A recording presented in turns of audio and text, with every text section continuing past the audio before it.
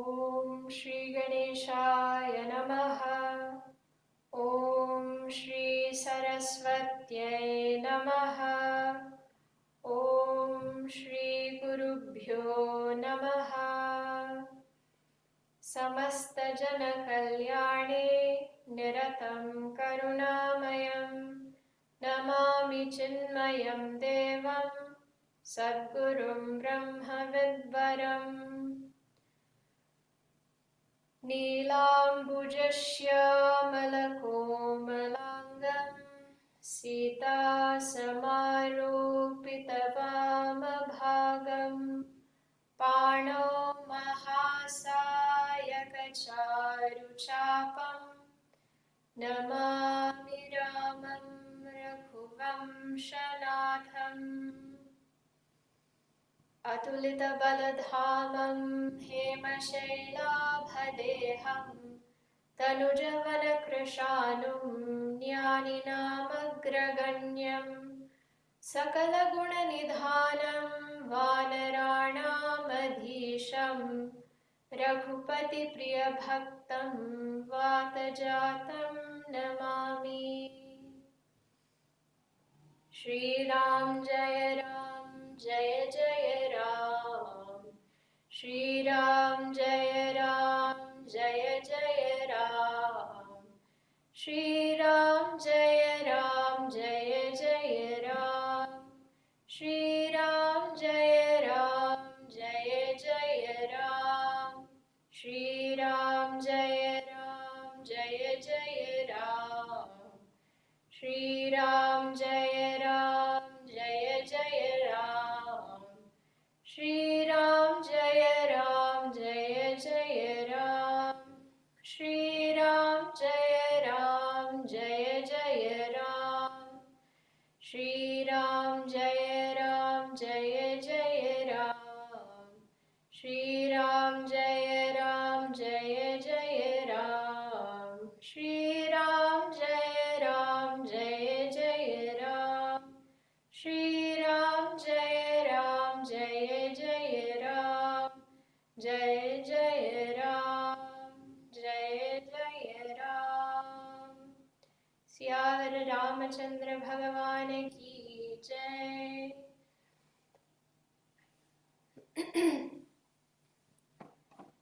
In Aranyakanda, we are seeing this stuti of Bhagavan by Atri Muni. When acharyas, teachers, when Mahatmas explain to us how bhakti is developed, there are certain sadhanas which are explained to be the means for bhakti.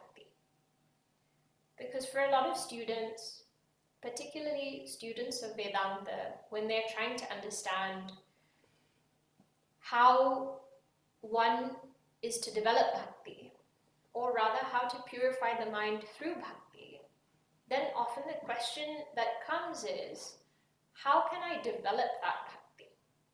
If it's not something that I already have, it's not something that comes naturally to me, how do I develop bhakti?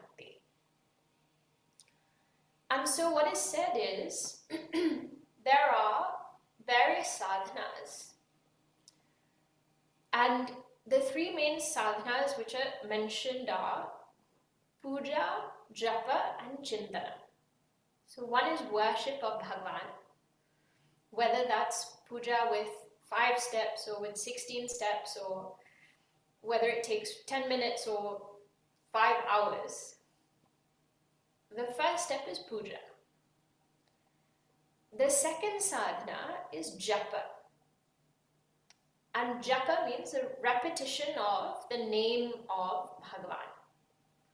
So that may be through a mantra. It may be just the name of Bhagavan that is being repeated.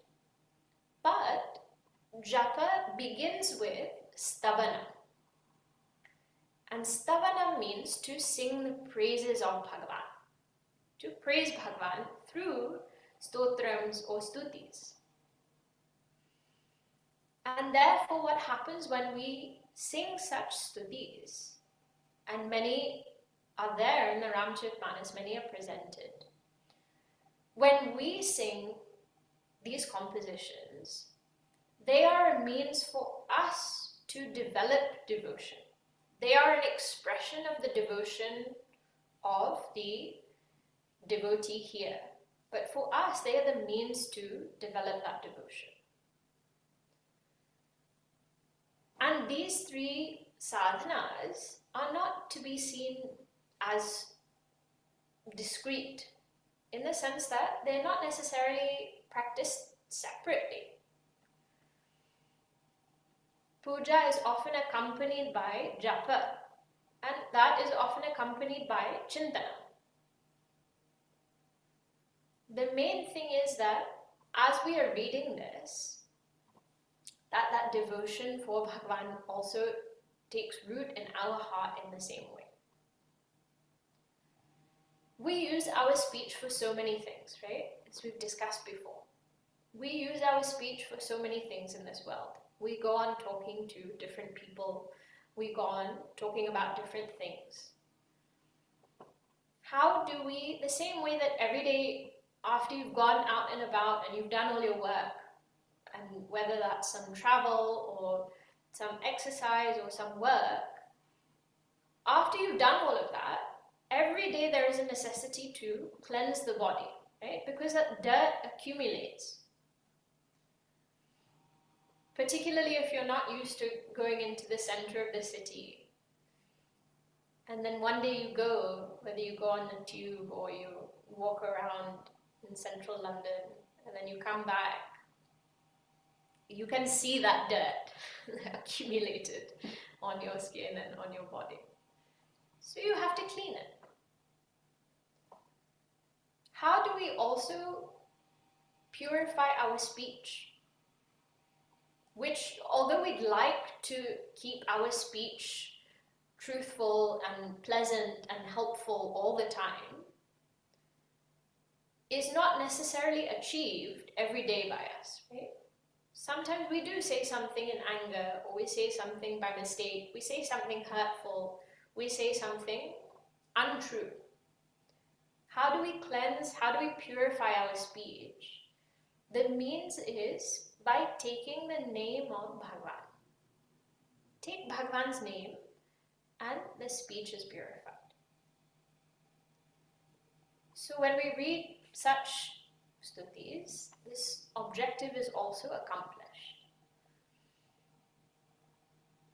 And remember, that doesn't mean that, okay, that means I can say whatever I want during the day, as long as at night I sit down and I take Bhagavan's name 11 times. That gives me free rein to say whatever I want during the rest of the day. No. By taking Bhagavan's name, the effect that should come about is that tendency to use my speech in the wrong way also reduces, as well as nullifying or reducing the impact, the negative impact of whatever speech I have misused. It also reduces the tendency to use speech in the wrong way in future. So here, this Atri Muni is very beautifully praising Bhagavan.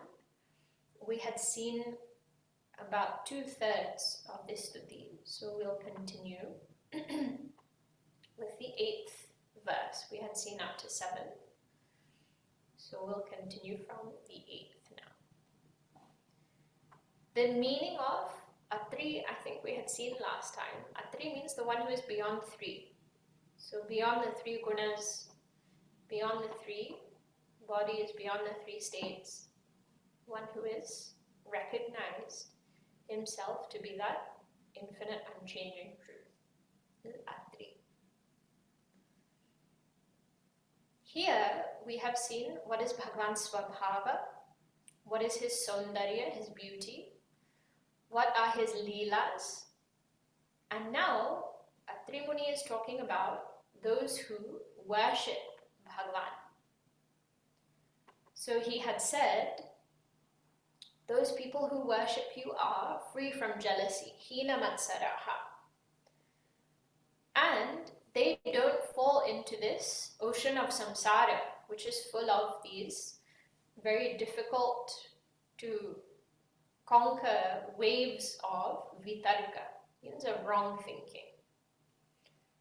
In other words, if we have bhakti, we will not fall into this ocean of samsara. Now, what are the other characteristics of devotees? So he says, Vivikta vasinaha sada bhajanti muda muktaye.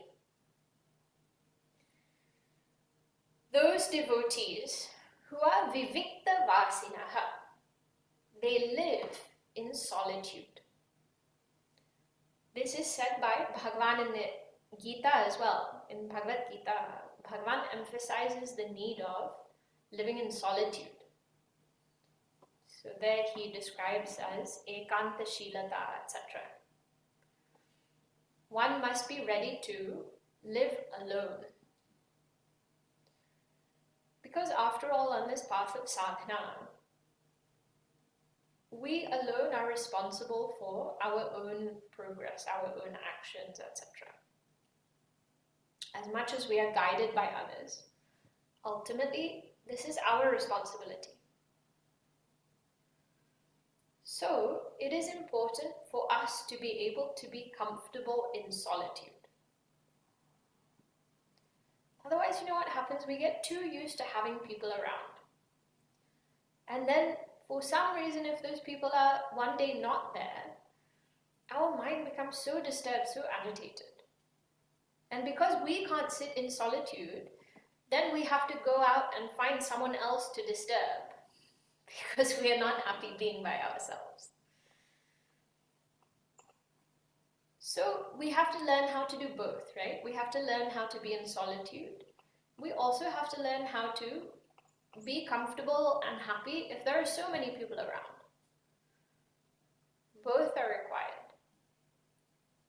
But for devotees, even if they are apparently living alone, they never feel really lonely, right? This is the strength that bhakti gives us, that even if there is no one around, I never feel alone, I never feel lonely, because I know that Bhagavan is a constant presence in my life. And Bhagavan is someone whom I can constantly communicate with. I can constantly recognize his presence in my life. So in this way, devotees have no fear of solitude. Bhagavan is always there. So those who live in solitude and they worship you, sada bhajanti, they constantly worship you. How do they worship you? Muda, they worship you very joyfully. Not, oh no, now again I have to do puja to Bhagavan, again I have to do japa. With great joy. And they worship you for mukti. Means they say, Bhagavan, I want out. I've had enough of this samsara. I've had enough of these limitations. Not of other people and of everything else, of this body, this mind. I've had enough. And you are the only one who can give me what I'm seeking. You are the only one who can give me that eternal bliss. Such devotees who worship Bhagavan, what do? Nirasya indriyadikam. They withdraw all their senses. So they practice bhakti, or rather their sadhana is the withdrawal of all senses. It means sit quietly, close eyes, everything, and just think of Bhagavan. They withdraw from the world, prayanti te gatim svakam, and they attain your gati, means they attain you. Svakam. Svakam means you who are extremely blissful.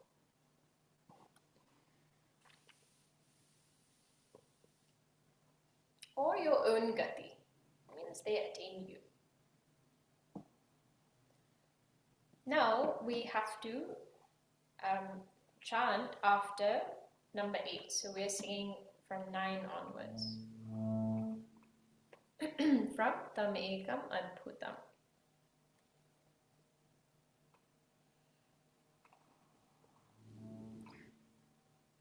Yeah, from 9. Tamekam adbhutam prabhum niriham vibhum jagat gurum cha shashvatam turiyameva kevalam bhajami bhavavallabham kuyuginam sudurlabham svabhakta kalpapadapam samam susevyamanvaham anuparupa bhupatim natohamurvijapatim prasida me namami te padabja bhakti dehi me pathanti ye stavam midam naradarena te padam vrajanti natra samshayam tvadiya bhakti sanyutaha. This tune is a little bit different. So Atri Muni says, Tam ekam adbhutam prabhu. So he is describing Bhagavan. He says, Bhagavan, you are ekam, you are one. Means there is no other, there is only you. You are adbhutam, you are wondrous. Means nobody can really understand who you are, Bhagavan. We can spend our whole lives trying to understand Bhagavan's glory, Bhagavan's knowledge, who Bhagavan really is. And we still may not understand the extent. Because who can understand this never-ending universe? Forget Bhagavan, who is the Lord of this universe. Because that Bhagavan is the Lord of Maya, and Maya itself is cannot be understood. So Bhagavan is ekam adbhutam, prabhum. And again this prabhu word comes. So adbhutam in that way also, that Bhagavan can do anything. And we may not understand how it's happened or why it's happened. But Bhagavan is capable of all. Niriham. Bhagavan is beyond action. He is without action.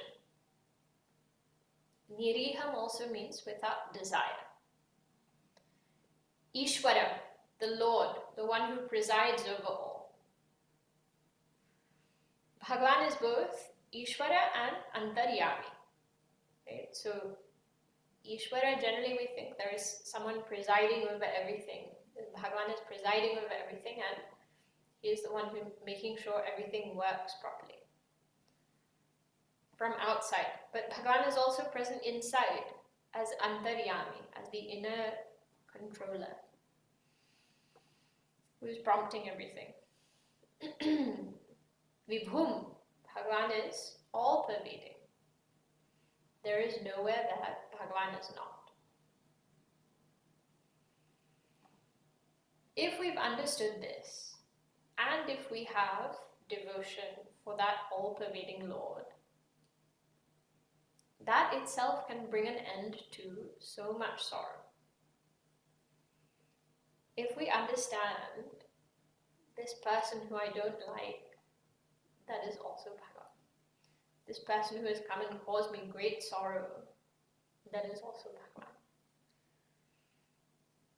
Then the sorrow gets taken out of that experience, out of that transaction, because love will overpower that negative or difficult experience.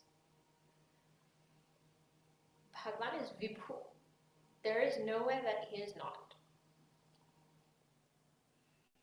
And because he is present everywhere, Jagat Guru, he is He is the Guru of the whole world. Means he is the Guru of all, and every Guru also is Bhagavan. Every teacher who leads seekers to the truth, that Guru is Bhagavan himself. Sri Krishna is described in this way, right? Jagat Guru. Means the teachings that Bhagavan gives are not exclusive. The teachings that Bhagavan gives in any avatara are applicable to every single creature and every single person in this universe. Whether that's the Bhagavad Gita or the teachings of the Upanishads or anything else, that knowledge is universal. And everybody in this world gets the teacher that they need. Very often we have this question, right? That how do I find a guru? Especially when we start our studies. Bhagavan ensures that the guru that we need comes to us. We don't need to go and look, where is my guru? Bhagavan will make sure that every seeker is provided with the teacher to suit them the best. He is the teacher of all. Shashvatam, he is eternal, he is never-ending. And he is Turiyam eva kevalam. Turiyam means that fourth. So the fourth means how there are three states of experience, right? Waking, dream, and deep sleep. Very often when people hear this about the fourth, Turiyam, then they think the fourth means some other special state which only some people go in. Turiyam means that which is present in all three is the fourth. Does the waking state have any overlap with the dream state? No, right? If you're awake, it means you're not dreaming. And if you're dreaming, it means you're not awake. Not daydreaming, but dreaming while you're asleep. Does the dream state have any overlap with deep sleep? No, right? If you are deeply asleep, it means you're not dreaming. And if you're dreaming, it means you're not asleep. It means you're not in deep sleep. In the same way, deep sleep and waking have no overlap. If you're sleeping, you're not awake. And if you're awake, you're not sleeping. They three are mutually exclusive. And you can't have you can't have more than one at the same time. Turiyam, the fourth, literally means just that which is present in all three is known as the fourth. And the only thing, if we can use this word thing, which is present in all three is the truth. The truth alone, that infinite truth alone is present in all three states. Atri Muni is saying, Bhagavan, you are that Turiyam. Means he has understood that Śrī Rāma is not just Rajkumar. He says, you are that infinite truth. Kevalam. Kevalam means without any differences. Non-dual. And yet in the very next line, what does he say? Bhajami bhava vallabham. You are this attributeless, incomprehensible, infinite, unchanging truth, the substratum of the entire universe. Bhajami bhava vallabham. I worship you, Bhagavan, who are bhava vallabham. Means you love bhakti.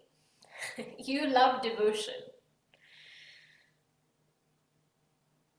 If anyone has love in their heart, or anyone is trying to develop bhakti for Bhagavan, Bhagavan loves that person. He is very fond of devotion, as it is said. What is the way to Bhagavan's heart? Bhava. That's the important thing. It's not what you do or how many people know that you have done it, or where you go in this world, who you meet in this world, who you know. You know, often it's said it's not what you know, it's who you know that's important. It means what connections do you have in society? That's the important thing. So that may be true in society, but for Bhagavan, none of that matters. All that matters is, what is your bhava? Whatever you are doing, with which attitude are you doing that thing? If it's done with reverence and love for God, if it's done as an offering to Bhagavan, then anything that you do will be accepted by him. Right? Earlier what was said, Bhakta Vatsalam, how we saw the meaning of that. Here also, Bhava Vallabham. Bhagavan loves if anyone has this bhava. So that's all that we need to do. Kuyoginam sudurlabham. And at the same time, for those who are kuyogis, Bhagavan is very difficult to attain. Kuyogi means those who don't have bhakti. That's all. Earlier what was said, that without devotion for Bhagavan, knowledge becomes ignorance, yoga becomes kuyoga, all these things were said, right?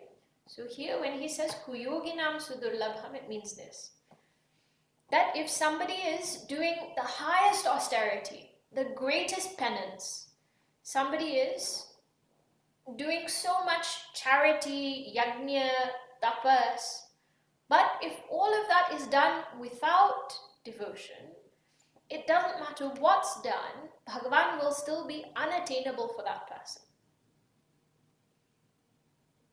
If the greatest tapas is done without any bhava, it won't get us anywhere.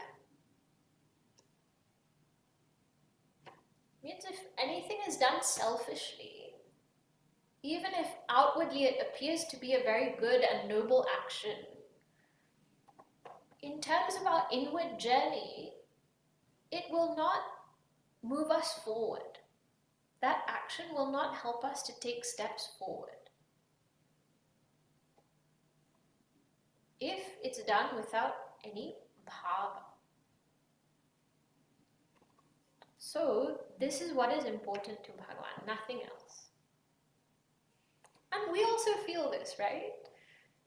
Like when small children, they can give you the ugliest drawing that you've ever seen.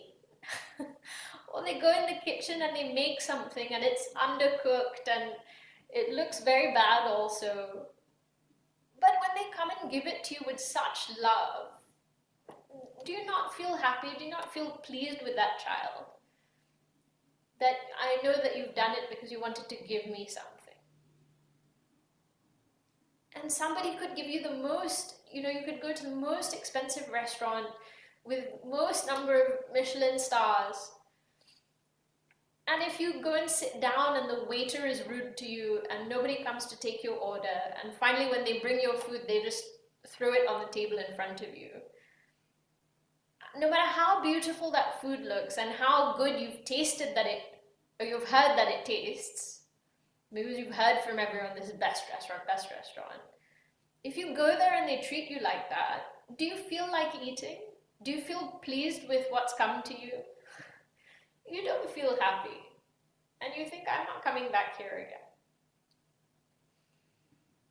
So for us and the experiences that we have and the people around us, what matters to us is bhava, right? And it doesn't mean that that bhava has to be perfect. But are we trying? some selfishness may creep in, even if we're trying to do everything with this attitude of dedication and seva. But are we trying to dedicate everything to God in the first place? That's what's important.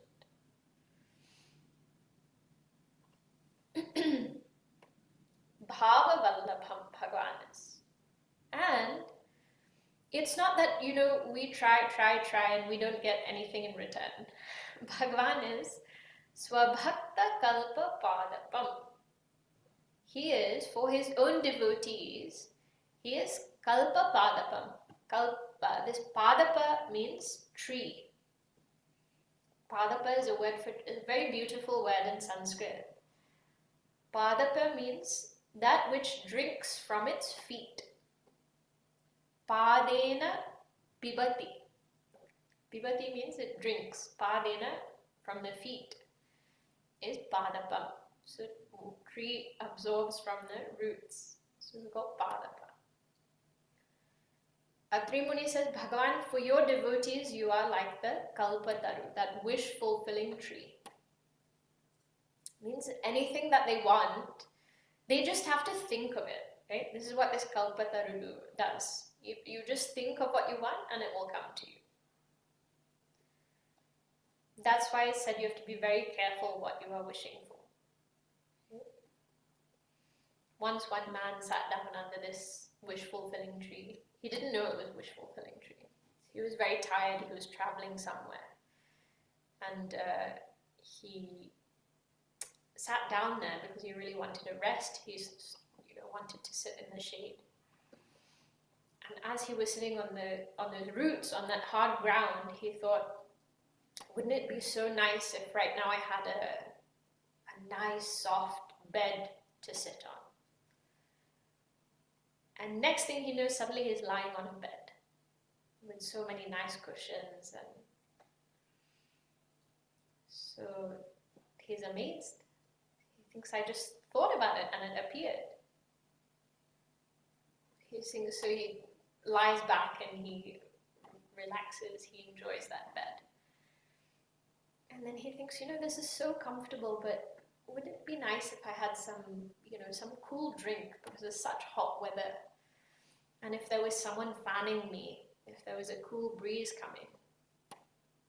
So he thinks it, and it appears, okay, next to his bed, one table full of all selection of drinks, all cool drinks with ice and this and that, sharbat, lassi, anything that you can think of, everything appeared there. And one nice breeze started blowing. So he thought, wow, this is so nice. And somehow everything that I think of starts appearing here. So then he thinks, let me try and see if I can get some more things. So then he thinks, wouldn't it be nice if somebody was pressing my feet, if somebody was giving me a massage right now, because I'm so tired. Suddenly some people appeared and started giving him a massage. He was feeling very happy. So he was lying there and enjoying it. And having a nice time.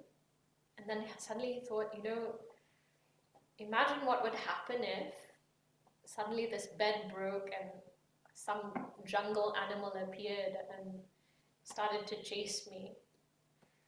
And as soon as he thought that, everything disappeared. Bed broke, some tiger leapt out, started chasing him. Because it's Kalpataru. Everything that you imagine will immediately come. You have to be very careful what you wish for. Atri Muni says, Bhagwan, you are like this Kalpataru for your bhaktas. Means you give them whatever they want. And being devotees, they will never ask for the wrong thing. This is the security guarantee, right? Otherwise you'll think, what if somebody asks for Bhagwan for something very bad? Being a devotee, they won't ask for anything wrong. So, we're in a safe position.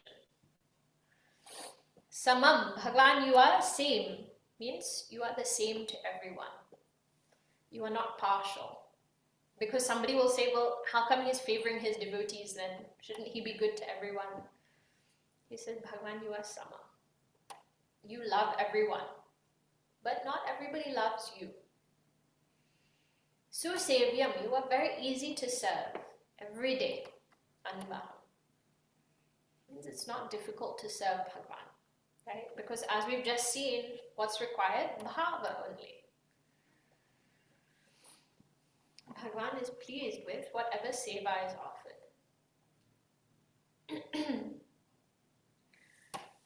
Now he says, Bhagavan, you are Anupa Rupa Bhupatim. Bhagavan, you are appearing as Bhupati. Bhupati means a king. And in this form that you have, and here, see, Atriji is not calling him prince or anything, right? He is calling him king. Means these munis and all, they knew what was going to happen. That Bhagavan finally will come back and he will be Raja. He says, as this Bhupati, as king, you are Anupa Rupa. Means your Rupa is Anupa. Anupa means there is no comparison. You are, in this form, you have no comparison. Why? Meaning Bhagavan is excessively beautiful. There is no one who can compare to Bhagavan, how he appears. He is the source of all beauty, right? All beauty comes from Bhagavan. So, there is no comparison. Natoha Urvijapatim, I bow down to you who are the Lord of Urvija. Urvija means one who is born from earth. Urvi means earth, and Ja is to indicate one who is born. So Sitaji is daughter of the earth, right? Sitaji is born from Prithvi. So Atriji says, I bow down to you, you are who are the Lord of Sitaji. Prasida me namamite. Please be pleased with me. I bow down to you. And finally, after this whole stuti is done, he very sweetly says, Padabja bhakti dehi me.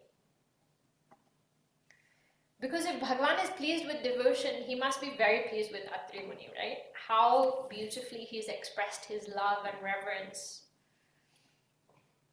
So Bhagavan must be very pleased. So Atriji says, I don't want anything. I want Padabja bhakti. I want devotion to your lotus feet. That's all. Give me devotion. Not that he doesn't already have devotion, right? But it's just to say that the most important thing that anyone can have, and the only thing I want from you, Bhagavan, is just ensure that my devotion continues. And his humility is such that he is saying, actually just give me devotion because I don't even have that. That's all. And this, again and again, this will come, that all devotees, the only thing that they ask for is, please may I have bhakti for Bhagavan's lotus feet. So Atri Muni also asks the same. And now, in the last verse, he gives what is the phala of reading this stotra, right? So he says, idam stavam, this praise, this stuti, ye pathanti, those who read it. Who will read it? Naradarena, nara, adarena. Means those people who read it, or that person who reads it, adarena, with great reverence, they te padam vrajanti, they reach your feet. In other words, they reach your abode. Natra samshayam, there is no doubt. Tvadiya bhakti sanyutaha, and they gain this great devotion for you at the same time. Means if we read this stotram with reverence, then what is the result? We will also reach Bhagavan's abode. Bhakti will be cultivated in that mind. Right? If you go on thinking about something, then you will develop some attachment to that thing. If we go on thinking about Bhagavan, then hopefully we will also develop love for Bhagavan. This is the thing. Finally we reach him because he is the ultimate abode for all. Now this stuti is complete, so we'll read the doha.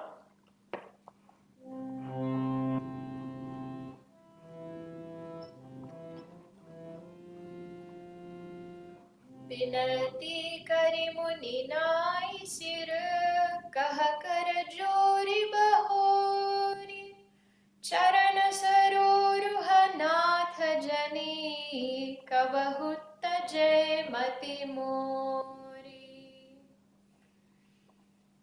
Now this Muni, he offers this prayer, or having prayed in this way, Nai Sira, he bows his head and he joins his hands together.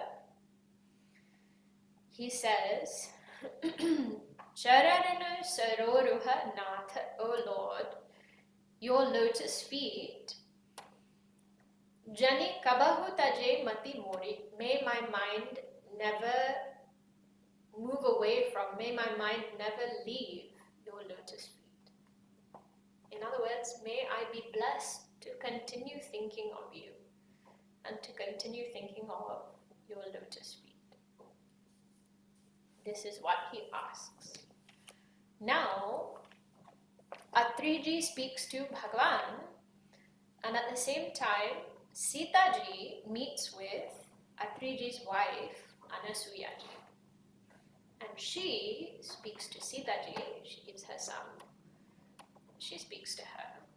So that's what we will see in the next session. Okay.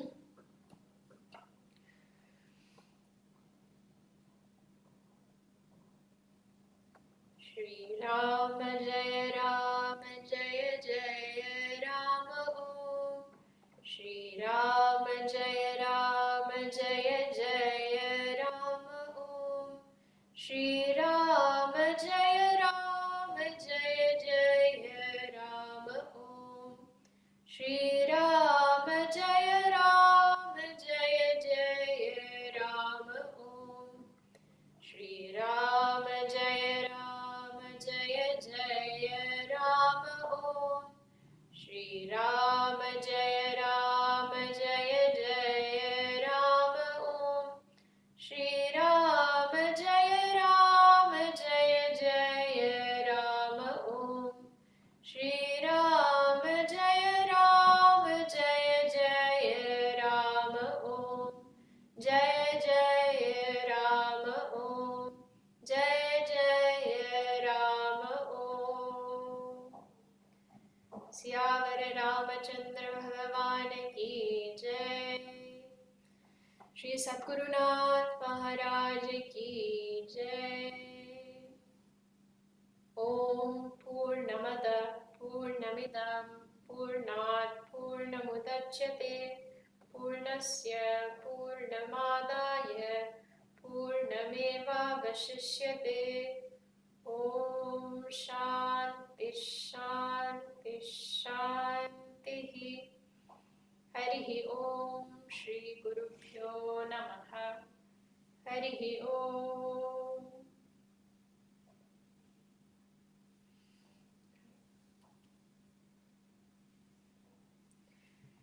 Hari Om. Śrīpriya ji, thank you.